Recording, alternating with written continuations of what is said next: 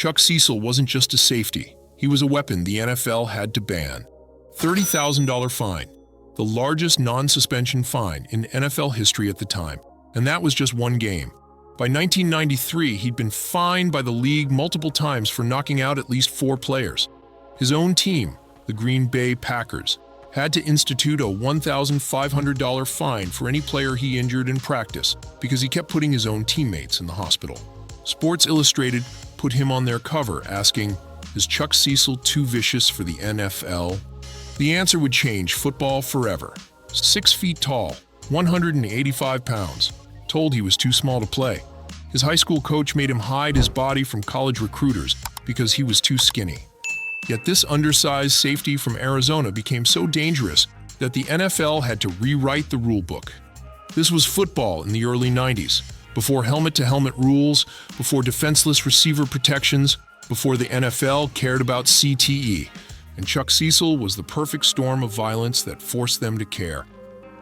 October 1993, Washington Redskins. Tight end Ron Middleton, 6 feet 3 inches, 260 pounds, comes across the middle. Watch Cecil's approach. He doesn't square up, he doesn't wrap up. He leaves his feet completely, launches himself like a torpedo, and drives the crown of his helmet directly into Middleton's chest. The impact is so violent that Middleton's helmet, with the chin strap still fastened, flies off his head and bounces across the field. Sports Illustrated described it. Middleton crumples around Cecil like a crash test dummy around a telephone pole. The 260-pound tight end laid on the turf, wooing, barely conscious. Cecil stood over him. Drive over. Cardinals win 17-10. But Middleton wasn't a one-time thing. Watch this compilation. Every single one of these hits, every one, would be illegal today. He's launching, leading with the crown of his helmet, targeting heads and necks. Cecil's nickname was Scud, after the missiles Iraq used in the Gulf War. Missiles that would either obliterate the target or miss completely.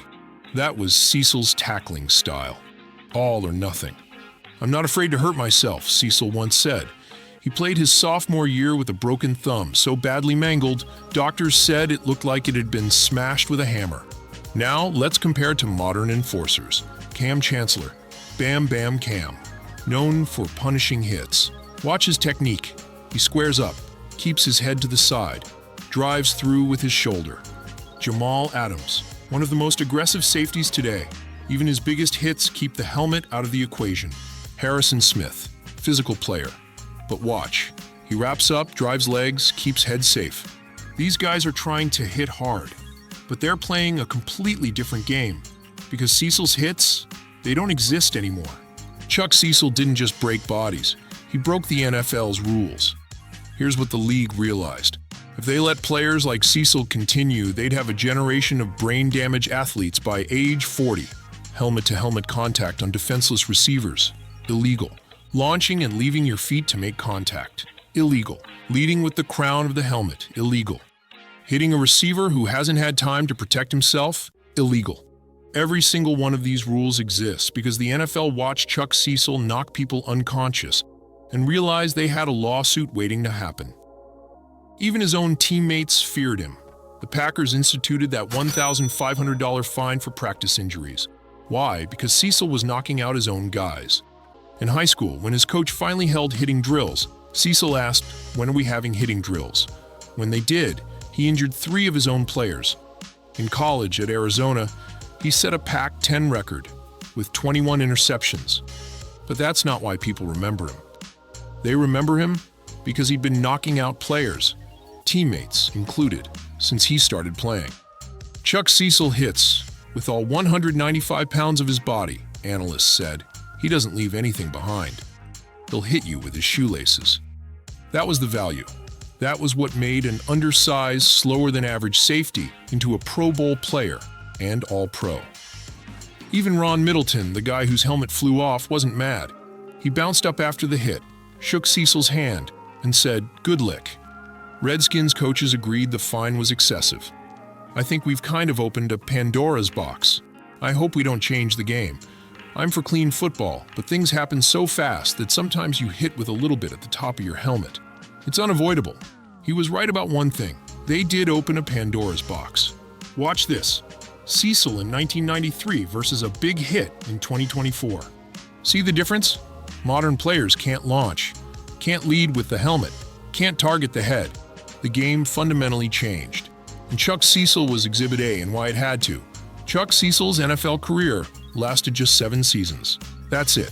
Not because he lost his talent, not because teams didn't want him, because his body couldn't take it anymore. When you use yourself as a human missile play after play, season after season, something breaks. For Cecil, it was the concussions. He started wearing a larger, more padded helmet, nicknamed the Gazoo helmet, because it looked like the Great Gazoo from the Flintstones. Didn't matter. The hits kept coming. The headaches wouldn't stop. By 1995, after one final season with the Houston Oilers, he was done as a player. The NFL was probably relieved.